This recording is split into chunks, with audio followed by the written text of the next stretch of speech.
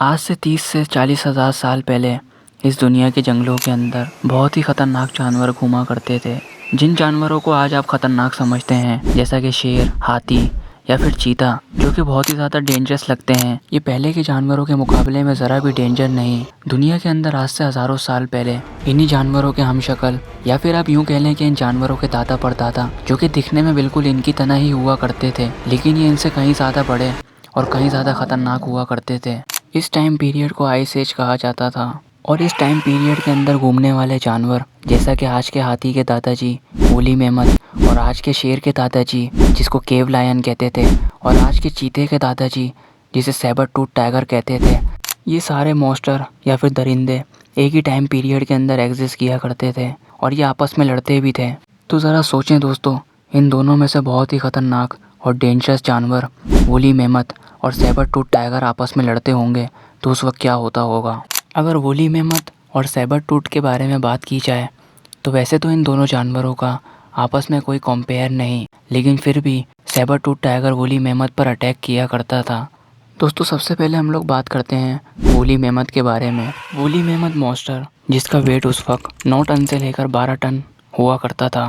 یہ اتنا زیادہ ویٹ ہے کہ اگر سیبر ٹوتھ ٹائیگر غلطی سے بھی اس کے نیچے آ جاتا تو اس کی چٹنی بن جاتی. وولی میمت کے لمبے ہارن جو کہ 14 فٹ لمبے ہوا کرتے تھے، یعنی کہ آج کے دو انسانوں کو ایک کے اوپر ایک کھڑا کر لیا جائے، جب جا کر وولی میمت کا ایک سنگ بنتا تھا. وولی میمت کا جسم اتنا زیادہ بڑا ہوا کرتا تھا کہ اس پر کوئی بھی جانور حملہ کرنے کی سوچ بھی نہیں سکتا تھا. وولی میمت کی بڑی ہائٹ 10 سے 12 فٹ لمبی ہوا کرتی تھی. وولی میمت کے قدیمی ڈھانچوں سے یہی پتہ چلا ہے کہ وولی میمت کی ہائٹ 14 سے 15 فٹ بھی ہوا کرتی تھی. تو آپ امیجن کریں کہ یہ مونسٹر کتنا زیادہ بڑا ہوتا ہوگا. دوسری طرف اگر نظر ڈالیں سیبر ٹوتھ ٹائیگر پہ، تو سیبر ٹوتھ ٹائیگر اپنے ٹائم کا سب سے بڑا گوشت کھانے والا درندہ تھا، جس کا ویٹ اس وقت 480 کلو گرام سے لے کر 500 کلو گرام تک ہوتا تھا. سیبر ٹوتھ ٹائیگر کی ہائٹ 5 فٹ سے لے کر 5.5 فٹ کے قریب ہوا کرتی تھی، یعنی کہ آج کے ہیومن کی نارمل ہائٹ کے برابر. بات کریں اگر سیبر ٹوتھ ٹائیگر کے نائٹ ٹوتھ کے بارے میں، تو سیبر ٹوتھ ٹائیگر کے نائٹ ٹوتھ 7 انچ لمبے ہوا کرتے تھے، یعنی کہ ایک کیلے کے برابر. ان کے جبڑے سے نکلے ہوئے خطرناک نائٹ ٹوتھ جو کہ دکھنے میں بہت ہی زیادہ خطرناک تھے، جہاں یہ ان کی سب سے بڑی پاور تھی وہاں یہ ان کی سب سے بڑی کمزوری بھی بنی، کیونکہ ان کے نائٹ ٹوتھ اگر ایک دفعہ ٹوٹ جاتے تو وہ لائف کے اندر واپس گرو نہیں ہو پاتے تھے. لیکن جب تک ان کے نائٹ ٹوتھ ٹوٹتے نہیں تھے، جب تک ان سے کوئی شکاری پنگا لینے کا سوچ بھی نہیں سکتا تھا.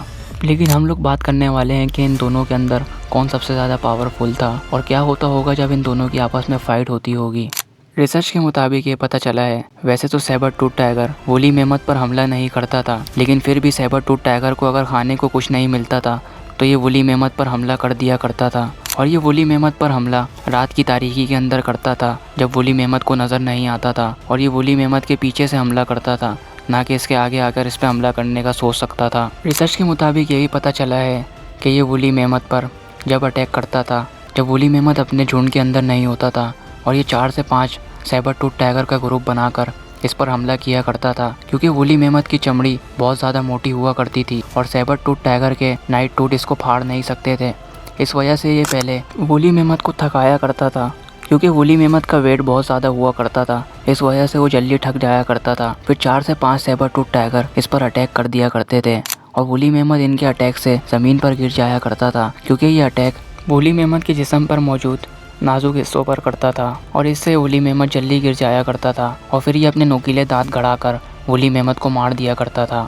تو دوستو اس سے آپ کو اندازہ ہو گیا ہوگا کہ ایک وولی میمت کو مارنا ایک سیبر ٹوتھ کے بس کی بات نہیں، بلکہ سیبر ٹوتھ 4 سے 5 ہوں جب جا کر وولی میمت کا کچھ اکھاڑ سکتے ہیں، ورنہ ایک سیبر ٹوتھ ٹائیگر وولی میمت کا کچھ بھی نہیں اکھاڑ سکتا. تو دوستو آپ کو ان دونوں درندوں کے اندر کون سا درندہ سب سے زیادہ پاورفل لگتا ہے، کمنٹ باکس کے اندر لازمی بتائیں. تو دوستو آج کے لیے بس اتنا ہی. امید کرتا ہوں آج کی انفارمیٹیو ویڈیو آپ کو پسند آئی ہوگی. اگر آپ اسی طرح سے انفارمیٹیو ویڈیو دیکھنا چاہتے ہیں تو ابھی ہمارے چینل کو سبسکرائب کر لیں. تو دوستو ملتے ہیں نیکسٹ ویڈیو کے اندر، جب تک کے لیے اللہ حافظ.